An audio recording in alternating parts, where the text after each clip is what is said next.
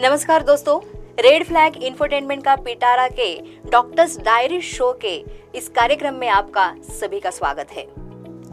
दोस्तों, स्ट्रेस यानी तनाव इंसान के जीवन का एक हिस्सा होता है और तनाव की वजह से ही हम अपना काम पूरा करने के लिए, अच्छे काम करने के लिए वो प्रेरित करता है। कुछ हद तक ये तनाव बोले या फिर स्ट्रेस बोले, वो अपने प्रोग्रेस के लिए अच्छा ही साबित होता है। कभी कभी कुछ गंभीर समस्याएं होती है, गंभीर बीमारी होती है, नौकरी छूटती है या कोई अन्य कारण होते हैं, उससे इंसान का जो स्ट्रेस है वो बढ़ता है, वो तनाव में आता है। ये भी अपने जीवन का एक स्वाभाविक हिस्सा है।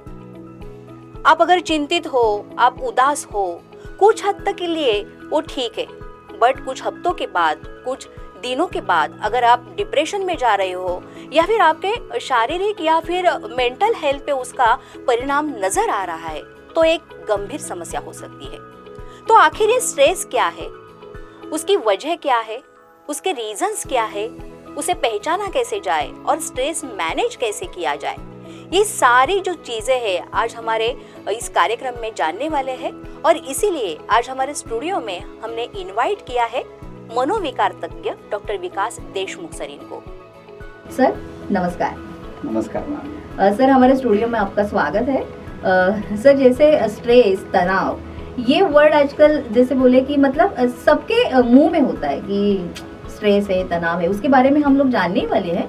बट उससे जुड़ी जो मेंटल हेल्थ होती है, एक्चुअली वो क्या होती है, क्योंकि वो हमारे पूरे शरीर के लिए स्ट्रांग रहने के लिए बहुत मायने रखती है। तो पहले हम वो मेंटल हेल्थ एक्चुअली क्या होती है और जो बिगड़ती है तो वो क्या, बिगड़ना भी क्या होता है, उसके बारे में बताइए। नमस्कार। सबसे पहले रेड फ्लैग चैनल का डबल धन्यवाद। एक धन्यवाद इसलिए कि जो स्ट्रेस मैनेजमेंट या मेंटल हेल्थ जैसा सेंसिटिव टॉपिक है उसको टच करने के लिए, उसको आगे बढ़ाने के लिए, और दूसरा मुझे यहाँ बुलाने के लिए। तो पहले सवाल की तरफ आते हैं कि मेंटल हेल्थ क्या होती है। वैसे तो मेंटल हेल्थ की कई सारे डिफिनेशंस हैं, कई सारी व्याख्याएं हैं, WHO ने भी एक व्याख्या दी है। बट मुझे जो सबसे आसान लगती है समझने में और समझाने में, वो हमारे सीनियर साइकियाट्रिस्ट और डॉक्टर अनंत नाडकर्णी सर, इन्होंने दी थी हमें सिखाते वक्त। तो उन्होंने बोला था कि मेंटल हेल्थ मतलब एक ट्रायंगल है, त्रिकोण है, जो अपनी सोच यानी कॉग्निशन, इमोशंस यानी भावनाएं, अपना बर्ताव यानी अपना बिहेवियर, ये तीन ट्रायंगल के 3 पॉइंट्स है। जब ये ट्रायंगल अपना कंफर्ट में रहता है, बैलेंस में रहता है, तो आप समझ लीजिए कि अपना मेंटल हेल्थ शांत है, हेल्दी है। लेकिन जब कोई स्ट्रेस, तनाव से ये ट्रायंगल पे कोई तनाव आएगा, उसमें खिंचाव आएगा, तो वो डिस्ट्रेस होता है। जो हम लोग जनरली स्ट्रेस बोलते हैं इसको, बट वो डिस्ट्रेस होता है, जिससे वो ट्रायंगल में तनाव होता है। अगर ये डिस्ट्रेस को हम टाइम पे मैनेज ना करें या इसके ऊपर कोई अच्छी एक्शन ना ले जिससे इससे ये स्ट्रेस कम हो जाए, तो ये कभी कभी ट्रायंगल फट सकता है। और जो फटता है उसे हम बोलते हैं डिसऑर्डर, मेंटल हेल्थ डिसऑर्डर, जिससे कि डिप्रेशन है, एंग्जाइटी डिसऑर्डर है, कभी कभी साइकोसिस होता है, स्किज़ोफ्रेनिया होता है। तो इस तरीके से हम लोग इस कंसेप्ट को समझ पाएंगे। अच्छा, मतलब एक्चुअली वो स्ट्रेस, मतलब स्ट्रेस ही है, जैसे तनाव जैसे बढ़ेगा तो उस हिसाब से ही वो मेंटल हेल्थ पे उसका परिणाम जो है वो दिखेगा और उससे और गंभीर समस्या, जटिल समस्या भी इंसान को फेस करनी पड़ेगी। जैसे कि आपने ओपनिंग में ही कहा मैम कि स्ट्रेस को अगर टाइम पे कुछ दिनों तक ठीक है, अगर आप उस पे टाइम पे एक्शन लेके उसको रिड्यूस नहीं करें, मैनेज नहीं करें, तो फिर आप गंभीर मानसिक समस्या की तरफ बढ़ सकते हैं। और ये रेड फ्लैग साइन है। राइट। क्योंकि जैसे मेंटल हेल्थ अगर स्ट्रांग हो या फिर बैलेंस हो तो इंसान वाकई वो हेल्दी रहता है। मतलब जैसे फिजिकल हेल्थ और उससे जुड़ी मेंटल हेल्थ भी उतनी ही जरूरी है। फिजिकल हेल्थ के बारे में अपन काफ़ी सारी चीज़ें पढ़ते हैं, उसके लिए काफ़ी डाइट करना, एक्सरसाइज करना, लेकिन मेंटल हेल्थ की तरफ भी उतना ध्यान देना ज़रूरी है क्योंकि ये 50% पार्ट ऑफ योर हेल्थ है। So your health is not complete without mental health. तो जैसे आपने कहा कि जैसे ट्रायंगल है और वो अगर मतलब थोड़ा सा इधर उधर हो जाए तो पूरा सिस्टम ही खराब होता है या फिर बिगड़ता है, डिस्टर्ब होता है। तो कुछ रीजंस है क्या, मतलब ऐसे मेंटल हेल्थ बिगड़ने के?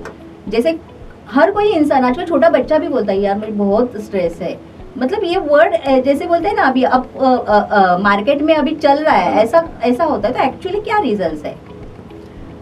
वैसे तो वैज्ञानिक दृष्टिकोण से देखा जाए तो उसके 3 मुख्य रीजन हैं।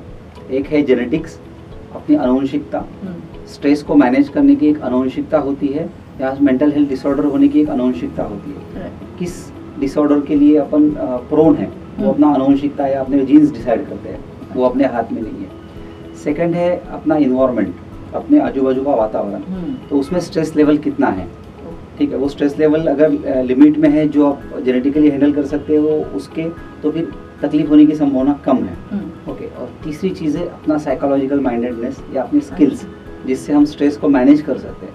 तो इसमें के 2 चीज़ें अपन कंट्रोल में कर सकते हैं, एक है अपने स्किल्स, साइकोलॉजिकल माइंडेडनेस कि हमको सीखना है तनाव को मैनेज करना, और दूसरा इन्वायरमेंट पार्शियली हम कंट्रोल कर सकते हैं, वो पूरी तरह से नहीं। तो ये 3 चीज़ें मुख्य कारण हैं। तो इसमें आप काफ़ी सारी चीज़ें देख सकते हैं, जैसे कुछ इंटरनल रीजंस है, कुछ एक्सटर्नल रीजंस है। जैसे मैंने बोला एक्सटर्नल रीजंस मतलब अपना इन्वायरमेंट, जॉब का जाना या स्ट्रेसफुल जॉब रहना, मैरिज खराब रहना, डिवोर्स होना, शादी भी होना आजकल वो भी मतलब स्ट्रेस हो गया है।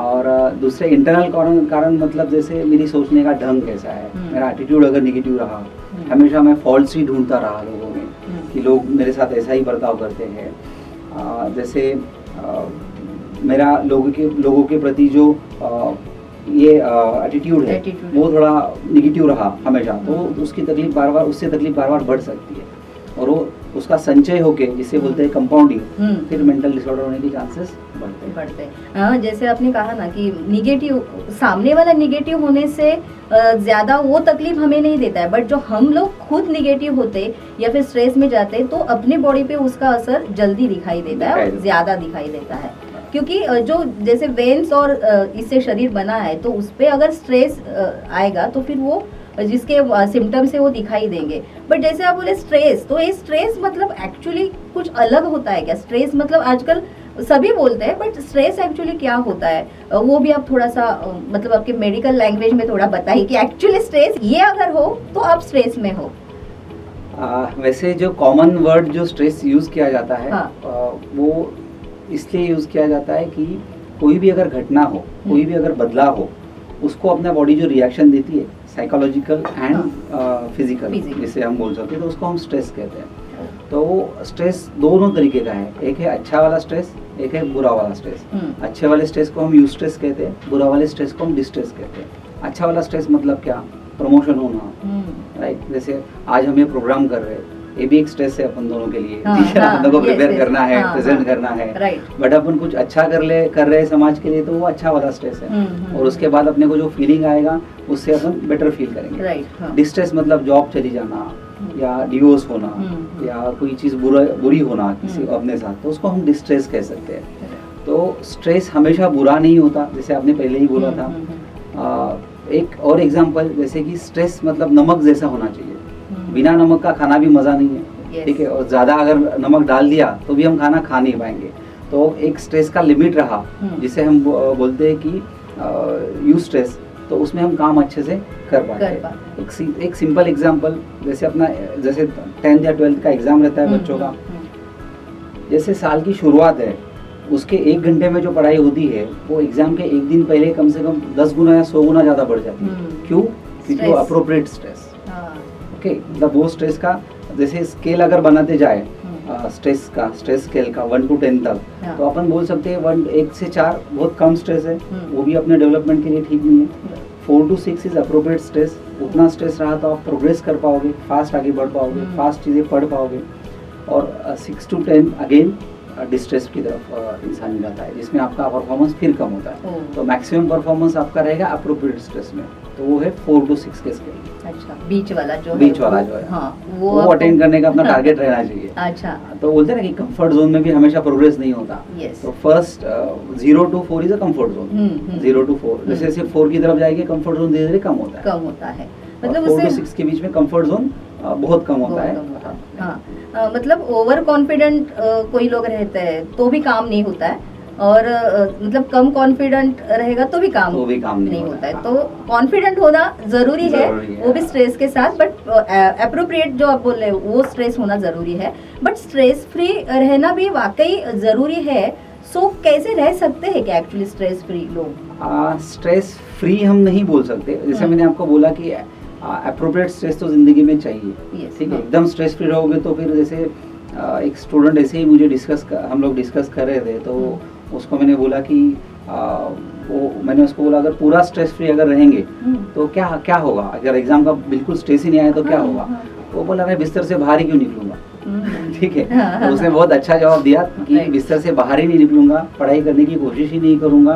तो पूरा स्ट्रेस फ्री रहना अपने लिए ही अच्छा नहीं है, कहीं ना कहीं अपना प्रोग्रेस, अपना जो भी काम हो सक्सेस रुक सकता है। तो इसके लिए मतलब स्ट्रेस फ्री होने से अच्छा उसको मैनेज करना, हाँ, स्ट्रेस को मैनेज करो, स्ट्रेस को अप्रोप्रिएट स्ट्रेस में रखो। तो दोस्तों ये है स्ट्रेस।